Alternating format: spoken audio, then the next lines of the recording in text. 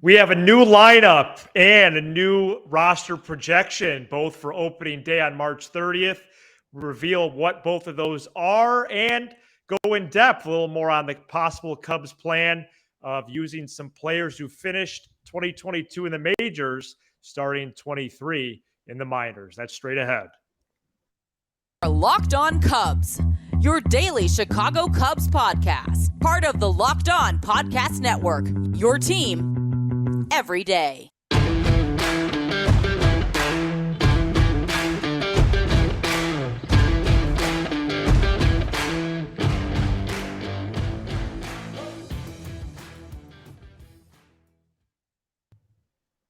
Welcome into Locked On Cubs. Alongside Sam Olber, I'm Matt Cozy. Pleased to be with you for a Wednesday edition of the show. Thank you wherever and whenever you may be listening. YouTube, Apple, Spotify, Odyssey, Google, Amazon.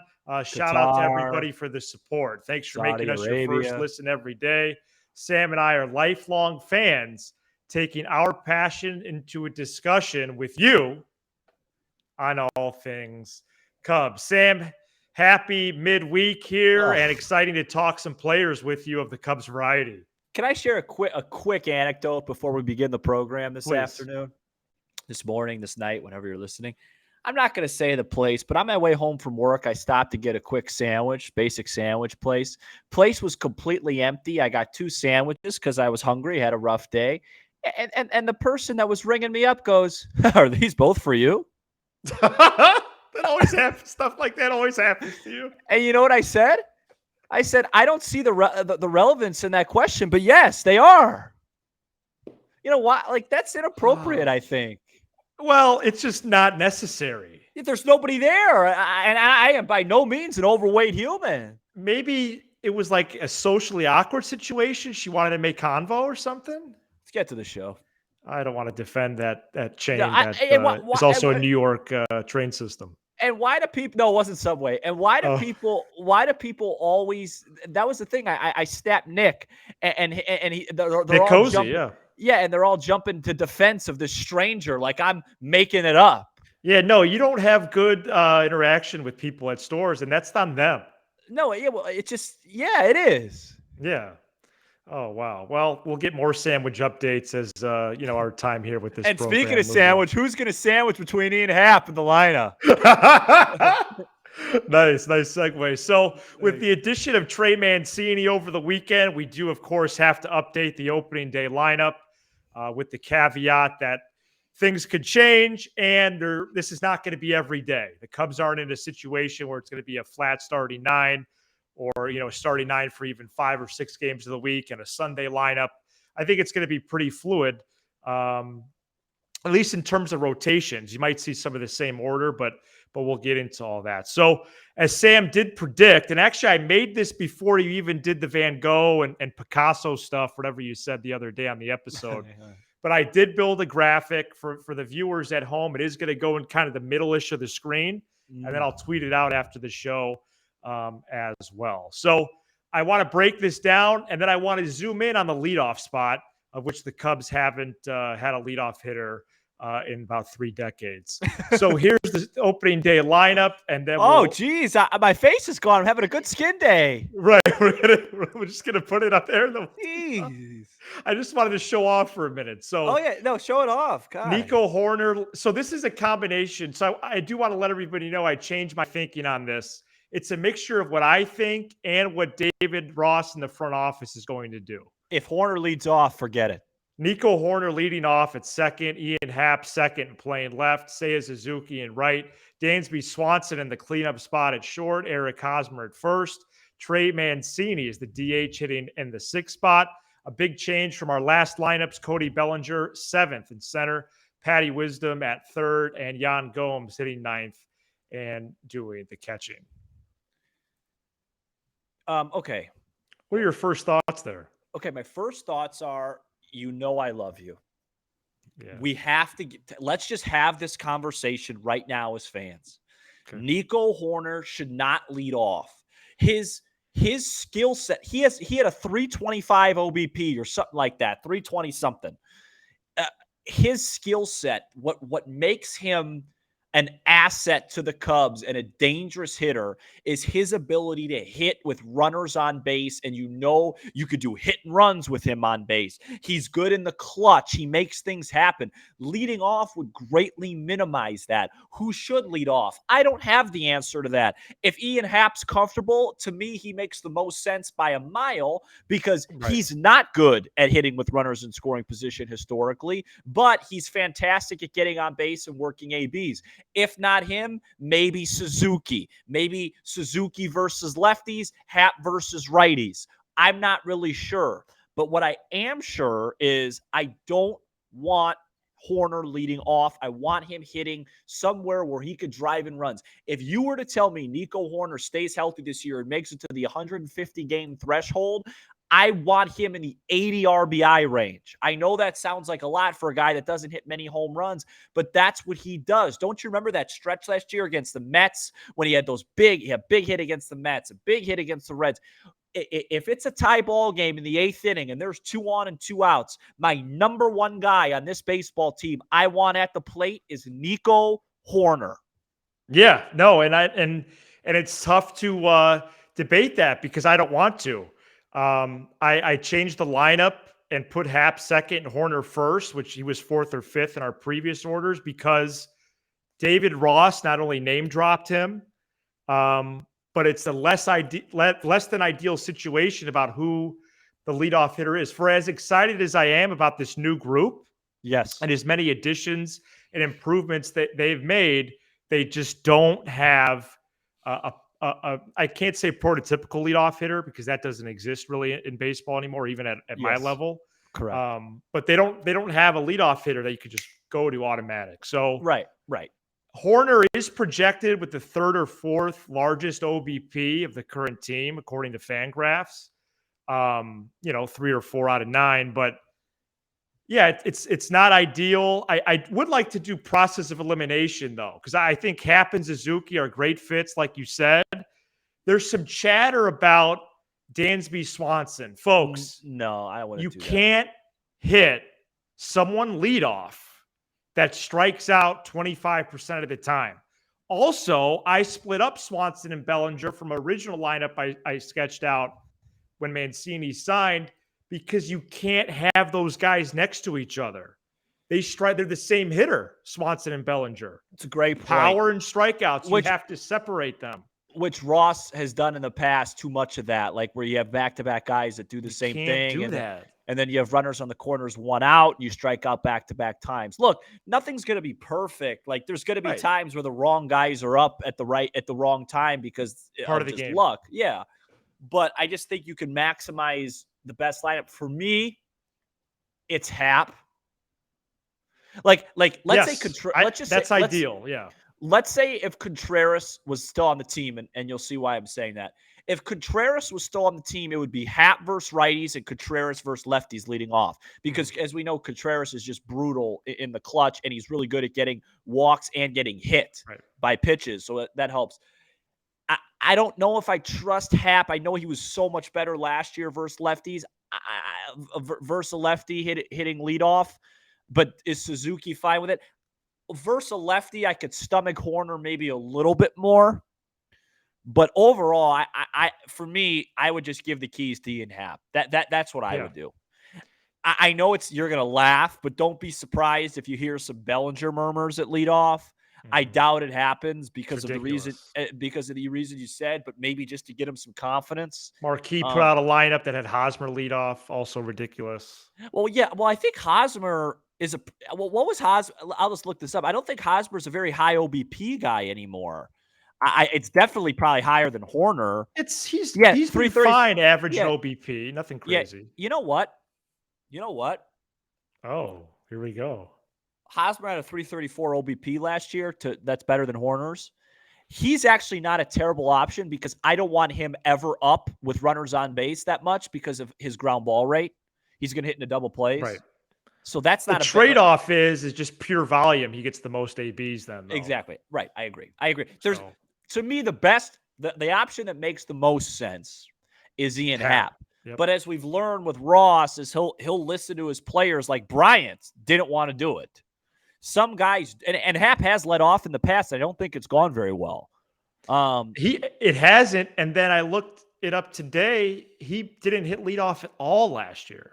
Yeah, I remember, what was it? The year, I think it was 2018, he hit the opening day homer on the first pitch in Miami off Arena. Yeah.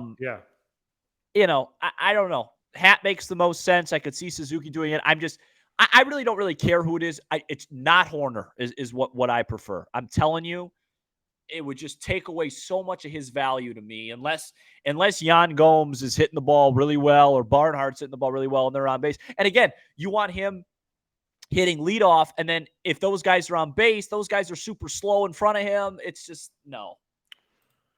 And I'm going to put it up on the screen. Horner, Happ, Suzuki, Swanson, Hosmer, Mancini, Bellinger, Wisdom, and Gomes. Any other changes? Yeah.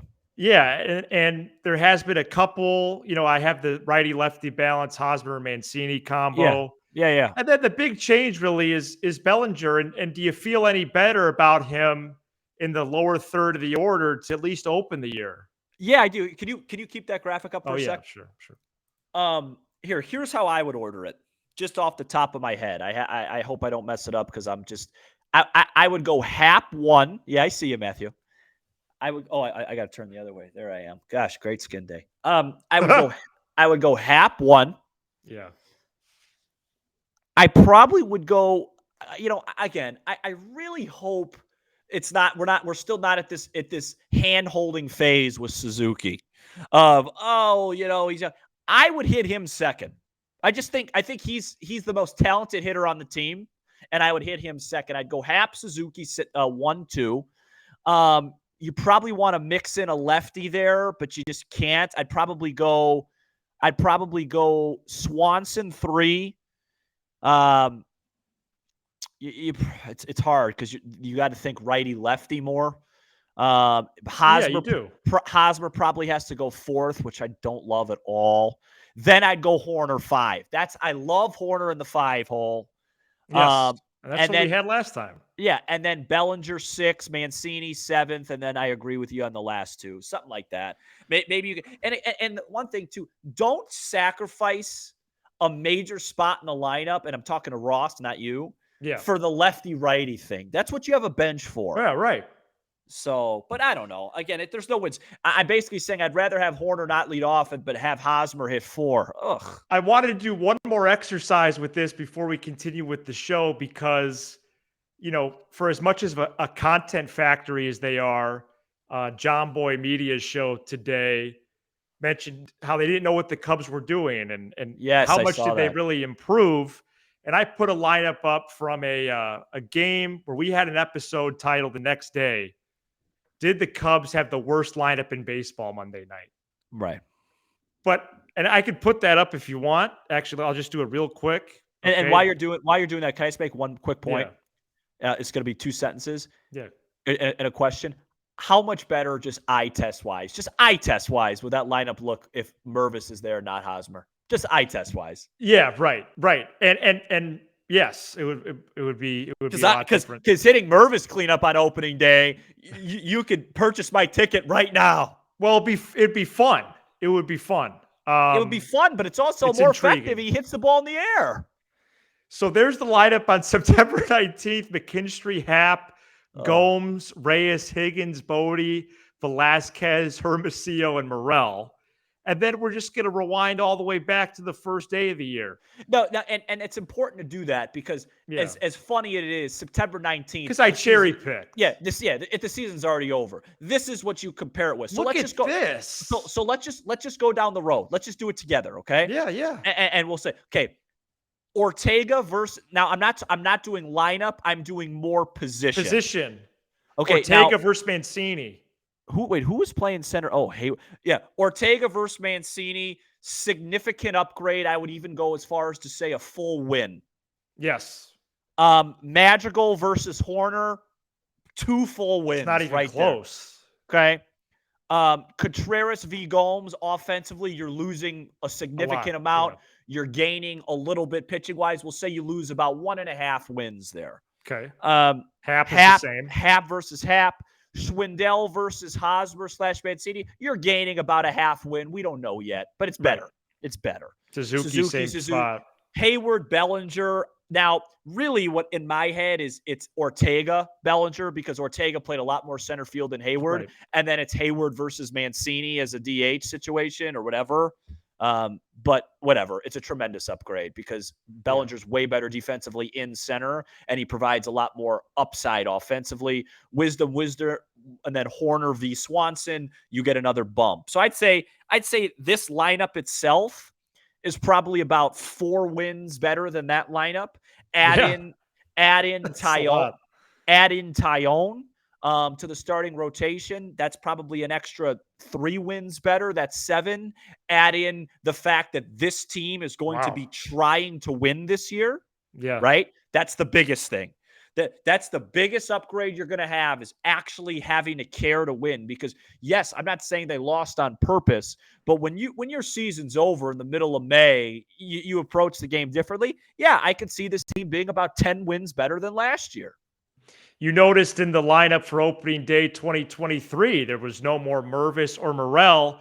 We explained why they might not even be on the opening day roster coming up next. Today's episode is brought to you by Bet Online. BetOnline.net is your number one source for sports betting info, stats, news, and analysis. Get the latest odds and trends for every pro and amateur league out there, from football to basketball to soccer and esports. We've got it all. BetOnline.net, always the fastest, easiest way to get your betting fix. Head to the website today or use your mobile device to learn more.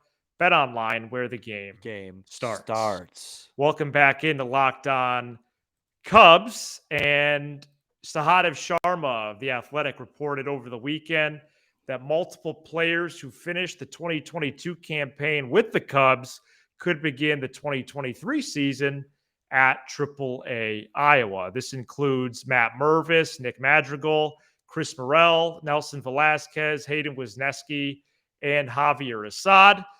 Currently, Sam, the 40-man roster is absolutely packed. So, there's going to be a crunch at the 26-man level as well. And there's a prospect that whole group could open the year at AAA. Pun intended. We're going to get into the roster later in the show, but I just want to tackle Mervis initially. Obviously, he's a show favorite. Oh, actually, we can start saying this now. Matt Mervis, friend of the show. Okay, we enjoy his presence here. Sahadev said that his spot on the roster, this is before the Mancini signing, mind you. Right. Mervis's spot on the roster likely won't be decided by his spring performance, good or bad. Thank you, Sahadev. I've only been screaming that from the mountaintops. It's something that's already been discussed with him, which will make sure he doesn't put too much pressure on himself in spring training. He's likely not hitting his way onto the team with the hot March and vice versa. There is a chance he makes it because there's a designated hitter in the NL now, et cetera, end quote. So, but that was before the Mancini sighting. Still, it gives insight into what the Cubs are thinking. And with all these players, especially the position guys, so excluding Wisniewski and Assad, although they'll probably take the top 2 spots in the rotation there. This is what I'm calling the everyone plays every day plan. So your bench, as you're going to see in a couple minutes, shaky. But all of these guys are going to be in the top 5 spots at AAA and play every single day. So then when you have an injury or somebody has poor performance, one of these dudes can get promoted and they're not coming in cold like they would off the bench once or twice a week in the show. What are your thoughts on that?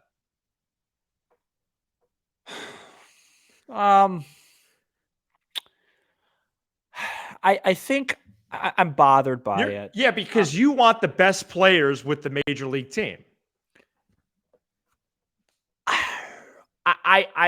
I don't think it's right that Matt Mervis starts the game in AAA. I just don't understand it. Wisniewski, So the other guys, with all due respect, don't bother me. The Morels, the Madrigals, the Velasquez, these are all guys on the margins. I think I'm being a little bit too hard on Christopher Morel, and I need to look at that. Because he had so much big league time last year. Yeah, and I think at the end, he needs to get a lot of plate appearances in the big leagues, because we need to see what we have there. But I'm not going to lose sleep over that. What I lose sleep over is this phrase right here, and it's not a huge deal, okay? But to me, it bothers me, right here.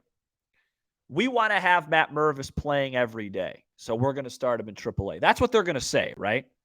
But they volunteered and went out and got Eric Hosmer. They didn't have to do that. They did it to themselves. Yeah, they did not have to do that. So maybe there's something I'm missing with Mervis. I obviously understand there's not a lot of play appearances. I just thought that this year it's a bridge year, right? They're going to be pretty decent, but they're obviously not going to be one of the 3, 4, 5 best teams in the major leagues. And I just thought this was a great year to bring up a kid and that showed last year he deserves to be here, and he will be here. And maybe he's there in 3 weeks. I mean, Hosmer, you don't want this at all, but Hosmer could pull something. You could have an injury, and then he's right there. Right. But I just think for the fans and for him, he should be there. And I just hope it's not anything to do with service time. I really do. That's been pretty quiet. I don't think so this time. Yeah, I really hope not. Right.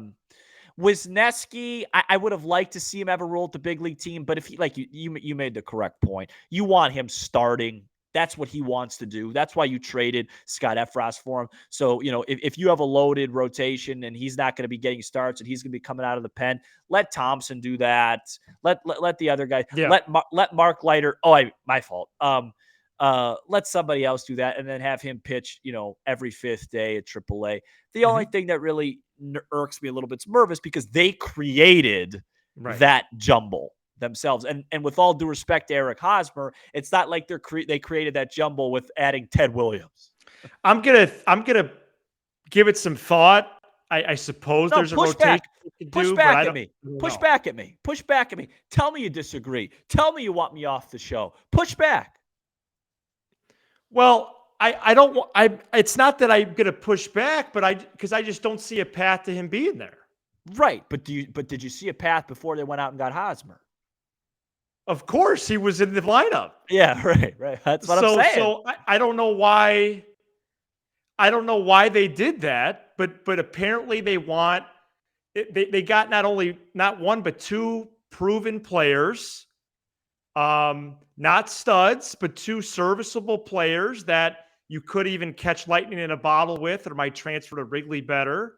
Sure. And when he's ready, whatever ready means, because the team has a need, or it's time for him to graduate, then he'll come up. Let me ask you a question. Let me phrase it like this. You are a big league GM for 1 season. You have 3 choices at first base. You could pick 2 to start your team. Forget the future this year. I can pick Eric 2? Hosmer. Yeah. Eric Hosmer, Trey Mancini, and Matt Mervis. Who are you picking? To me, it's a no-brainer. It's Matt Mervis and Trey Mancini. Trey Mancini is my floor. If Mervis struggles mightily, I still have Mancini that can play every day. Right. But then I have the upside of a guy that could be a 30 home run guy and a very special talent. To me, it's a no-brainer. But that's why I'm sitting at home and I'm going to have my second sandwich, because, I guess I'm just a loser. Well, Mervis and Mancini certainly could complement each other. I wanted to see that. It is befuddling that they got Hosmer. Okay, no, it's not befuddling. It's just we've talked about it on the show. It's annoying. This team has an extremely high floor and a very limited ceiling. One easy way to flip that is add Mervis. Let him play, like you say. Yeah, because that raises this ceiling. You know what I mean? Higher. Well, it raises the buzz as well, if you're into that. Yeah, exactly. And that's this type of stuff you can't measure. It's just like, honey, Mervis is up. Nobody's saying, babe, please just let the salmon cook a little longer. Hosmer's at the dish. Out of the Mervis, Madrigal, Morel, Velasquez, Wadneski, Assad group, I do have one of those gentlemen making the opening day roster. Find out next. You like that, huh? You like that, Welcome back into Locked On Cubs. That was a grin. That was one of those. I felt great about that tease. I don't even want to go to break. Well, you can read me like a book, huh? Yeah, no, I read you pretty well. We've been partners for 25 years. Since we were 5. No, don't share my age with the show. Everyone thinks I'm 23. Oh yeah, that's right. Okay, so we saw the starting lineup earlier. Let's get to the bench.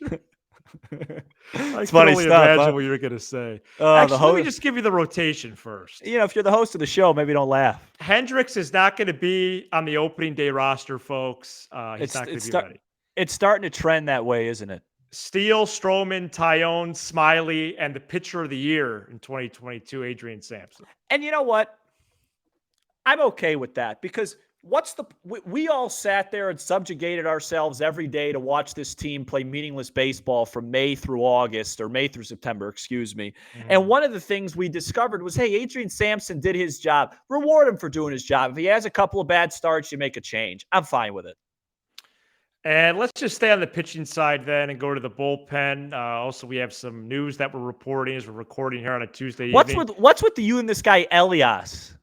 Well, he pitched. He was a holdover from our last projection because he's dominated in winter ball. If this guy walks into my house right now, I say wrong apartment, sir. Well, Ryan Barucki's a candidate there. Yeah, as well. I'm just saying, I've never even really heard of this guy. He's not on the 40 man either. But man, am I tired of Rowan Wick. So the Cubs claimed on Tuesday night Julian Merryweather off waivers from the Blue Jays and DFA'd Manny Rodriguez in a corresponding move. Merryweather is a hard-throwing righty with a plus slider. ERA in the 6s in 26 innings and 22, but there's apparent upside. I put him in just for the flavor of the day, just to prove I don't know what I'm proving, but he just was picked up like I don't want to go to whatever Baskin Robbins you're going to. The flavor of the day. So this is actually a lot different than last time because there's no Sampson and Leiter. And so Estrada's in there. He doesn't have much experience. He did not pitch well last year in the show. He's got good stuff. Thompson and Alzolay are in there. They're going to be the multi-inning weapons that Jed Hoyer described at the convention. Wick is a holdover. Hughes is a holdover, and then Boxberger, who they signed. So what concerns me about this, Mateo, is... Well, it is a concern. This is not... Well, I feel weird about it. So the way this is going to work is I don't see Alzolay being that much of a multi-inning guy. For this bullpen to work, he'll have to be a consistent late inning one, maybe two. I don't see him going 3-4. What if he's multi-inning late? But still, then what if you have a one run the next day? I mean, so all right. So let's just talk about what we know. It's conflicting. Yeah. Boxberger late. He's going to be a part. If you have a lead late opening day, let's just pretend they have a lead late opening day. Right. Boxberger's going to pitch. Yeah. Hughes is going to pitch. Yep. As of right now, yeah. And let's just hypothetically say we have a righty on the mound. Let's say it's Stroman. Let's say Stroman goes 6 opening day. Let's just make the most cliche scenario. I don't Hughes think comes in the 7th. I don't think you use Thompson because you're going to want to piggyback him off Steele. So my point is, and Rowan Wick should not be pitching in a high leverage spot on opening day. He's lost that right. Right. Okay. Right. So what I would do, what I predicted it'd be Hughes, Boxberger. This is fun. Alzolay. I love it. I love that. I'm really jacked up. So that's my point. I don't think that's going to be a 5-2 final. I don't think Alzolay is going to be a major multi-inning guy. He might be a steady, hey, we have a lead. He's our 8th. He's our 9th inning guy. Whereas the next day, Steele's on the mound. You have a lead, and you're going Thompson until the cows come home. So heavy 40-man emphasis here, but here's the bench. It's not great. Barnhart behind the dish, we know. No, this isn't the bench. McKinstry was a holdover from the last projection. And then Madrigal, I do have making it now. And then Mastrobuoni. What? So. What is this? What is this? The bench of the JV team? Well, Hey, this is what we came up with. Mastrobione's an outfielder? Yeah, he played mostly outfield last year. Oh, okay, that makes a little more sense because they need another But outfielder. could he handle, in the majors that much outfield responsibility? Well, I think Velasquez is still an option there. Darius Hill is an option, although he's not in the 40 man. I think Madrigal's probably going to make the team considering Sahadev's piece. That's probably why you switched it, right? Yeah, I mean, if Morel starts in the minor leagues, Madrigal's not gonna. Okay. Well, he was in that grouping too, but I just think it's less likely. So I think he's in the and again, if we're talking winning in 2023, McKinstry is a trade candidate still too. If we're they still can make a trade and fix this. If we're talking about winning in 2023, Morel makes the most sense to the bench because you could play him at third, second, and outfield. I would want to stack the whole team and even have potentially Mervis here. I would have Barnhart, Mervis, Morel, McKinstry. It's a weak bench. Yeah. Boy, I mean, think about it. Like, who are you pinch hitting late in that group? Yeah, it's not great. So we're going to have to make some edits to that and think about it. All right. Anything else here? A lot of mailbag questions for Friday. Oh, yeah. A lot of mailbag questions, Thursday, including Thursday. A couple trade ideas about third base. So that could potentially slide everybody down. And are we officially putting that out Thursday? Is that official? Yeah, Thursday. So Thursday's episode. So Thursday episode, mailbag, all your questions and more, and then we're off Friday, Saturday, and God bless the country. Be sure to hit that subscribe button for Locked On Cubs on YouTube and smash the like button on all your favorite Locked On Cubs content. Let's defeat the algorithm. We're also on Apple, Spotify, wherever you listen to your pods. And drop us a text, 312-834-4634. Thanks for making us your first listen every day. Now make your second. Locked On MLB Prospects. Our host, Lindsey Crosby, is a prospect encyclopedia, and he's going deep on the MLB stars of tomorrow. Locked On MLB Prospects, available on YouTube and wherever podcasts are sold. He's Sam Olber. I'm Matt Cozy. This is Locked On Cubs.